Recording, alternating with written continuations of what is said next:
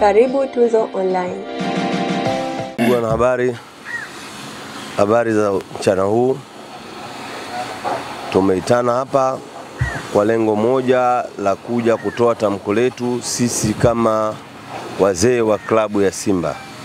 Kutokana na sakata linaloendelea, kutokana na matamko mabovu yanayotolewa na wenzetu wa upande wa pili wa Young Africans ya kugomea kuja kucheza dabi ya tarehe 15. Yanga waligomea kwamba hawatocheza, wakafika mahali wakaenda mpaka kasi kwamba wanaenda kutafuta haki yao ya kisheria kutokana na mchezo ule ulioahirishwa katika kipindi kilichopita, wakaenda mpaka kasi.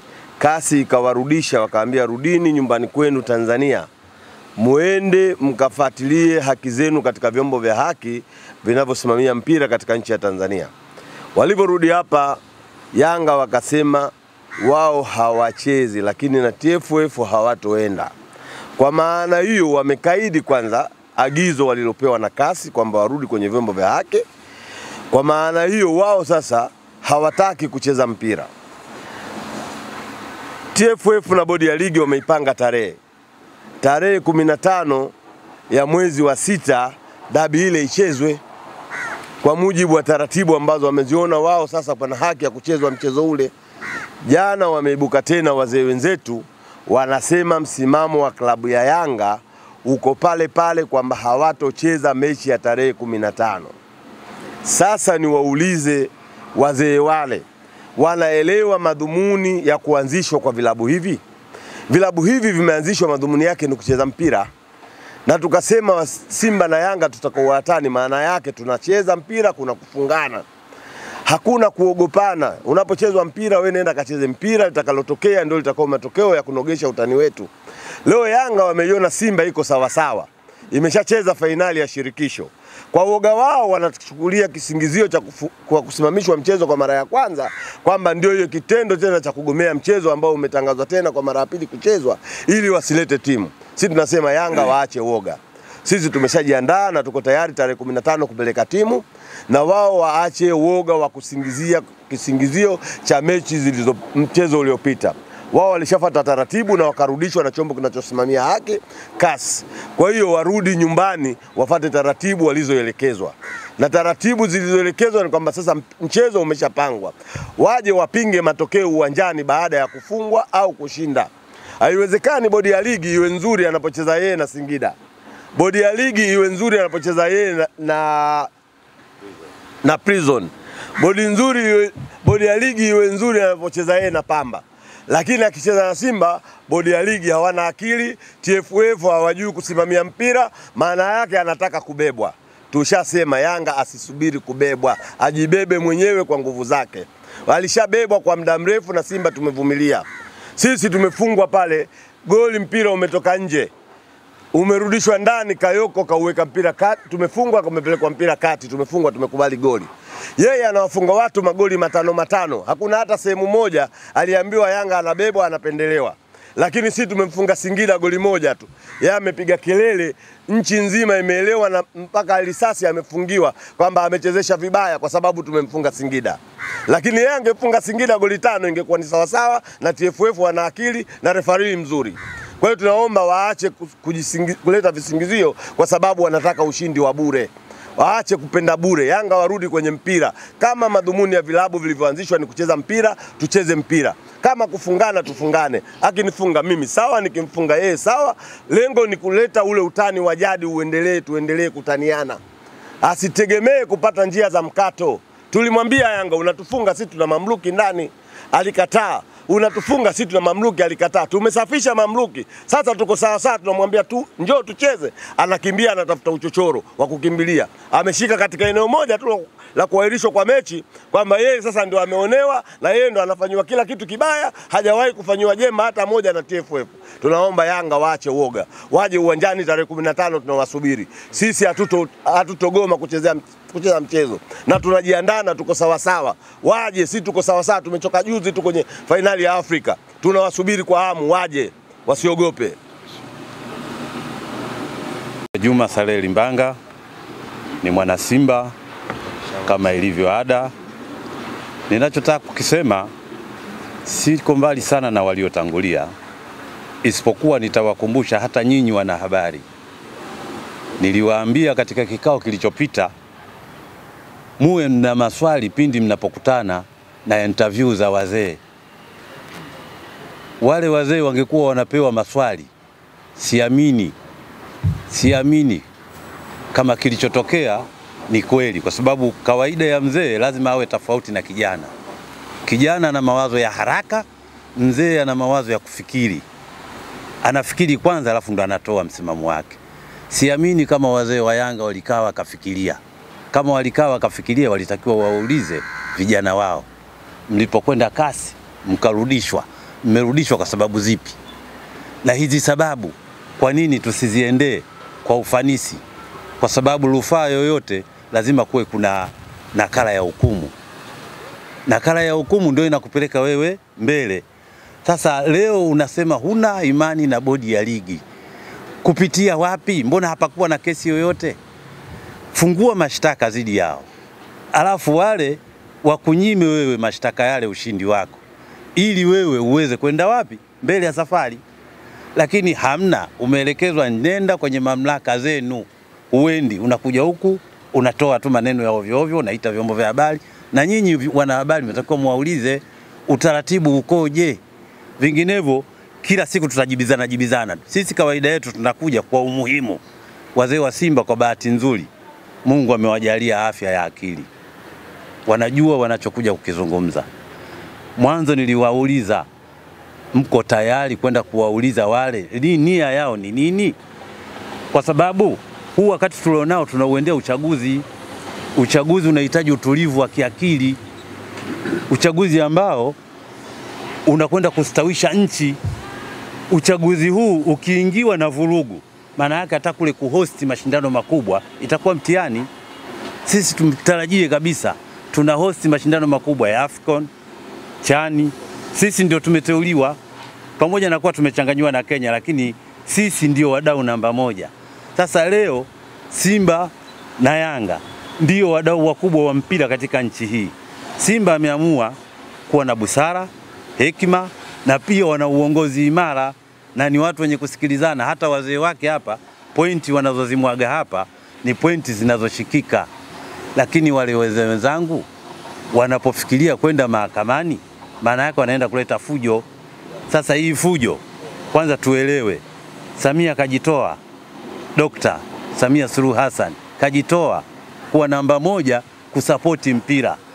Hivi tunavyokwenda mahakamani, si maana yake tunamchosha? Sasa kwa nini tuwe hivyo? Sasa mimi ningependa nyinyi wanahabari pia muwe na maswali ya kuwauliza, kwa sababu ziko taratibu za kuufuata mpira wetu, sio kulipuka tu. Wamelipuka wamekwenda kasi, wakati hapa kuna vyombo. TFF haifai, bodi ya ligi haifai, lakini mashindano yanaendelea na kucheza.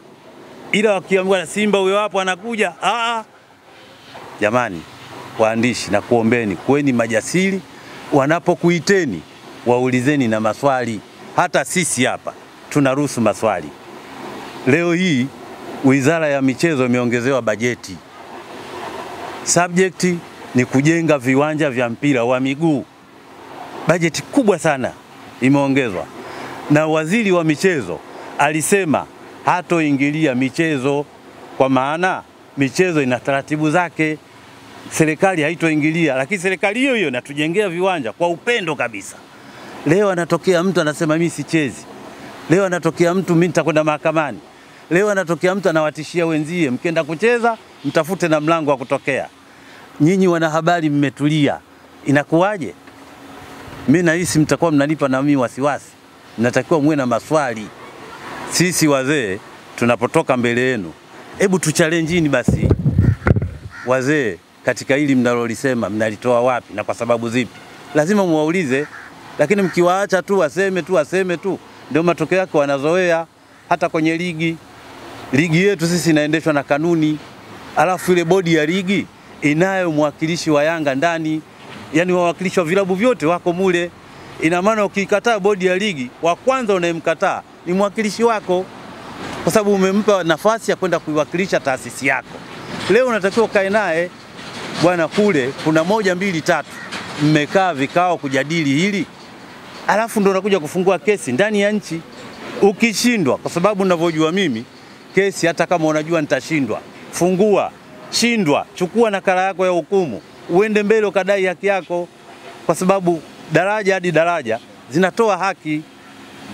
Mimi sina mengi zaidi ya hayo, ila nakukumbusheni, naomba nikukumbusheni, mwanzo nilikwambieni kuna chama kinasema hakuna uchaguzi, na hawa wanasema hakuna mechi.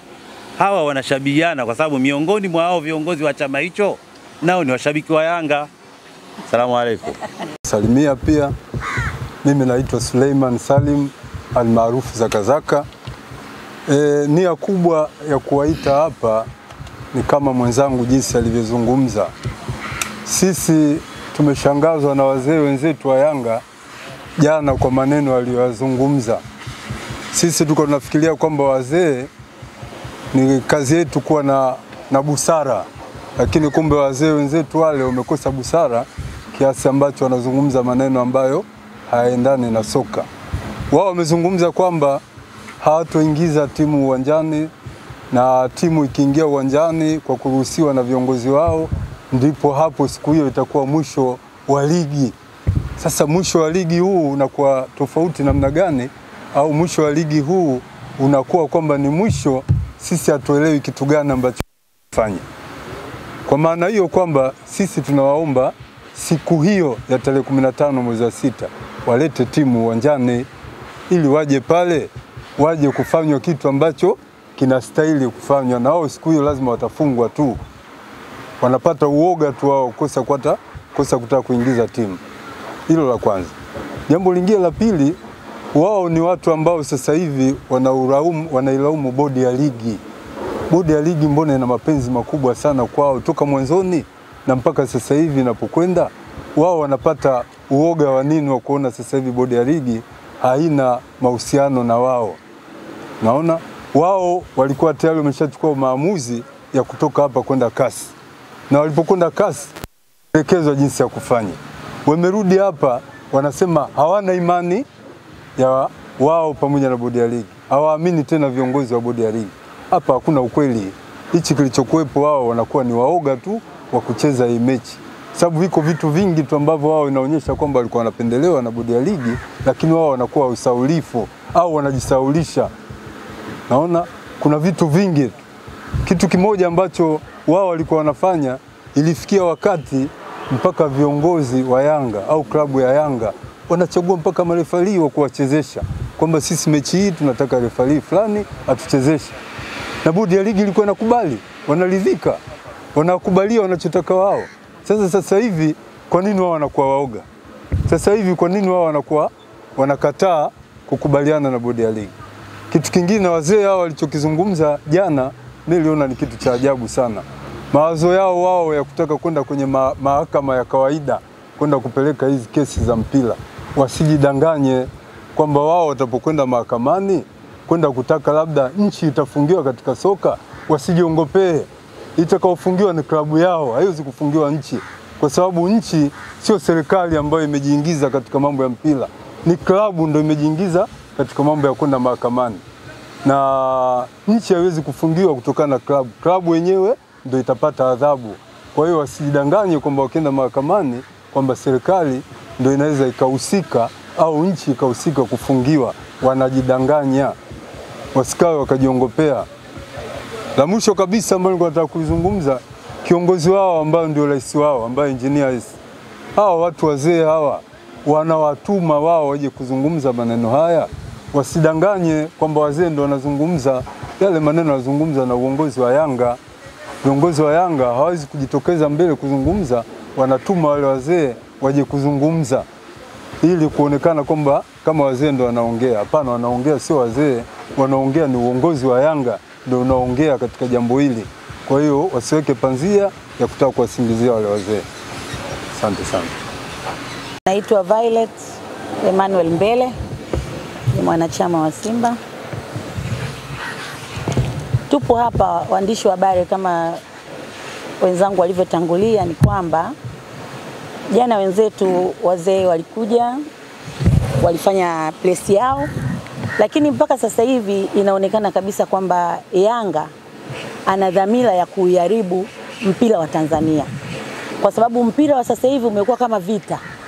Simba na Yanga ni watani wa jadi, miaka nenda miaka rudi, lakini tunashangaa sasa uongozi uliokuwepo sasa hivi umeharibu kuanzia ligi, imeanza kudhamini timu 8.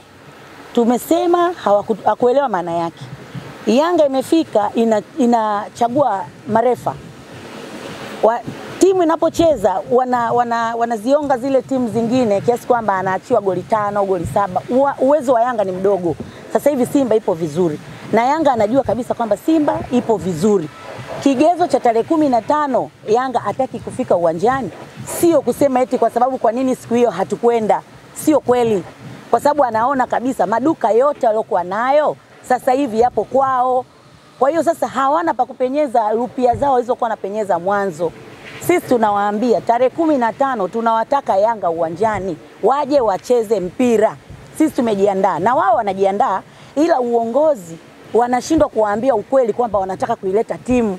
Wanasikilizia yani kelele za wa mashabiki wao, kwa sababu tayari walishawaaminisha kwamba hawachezi.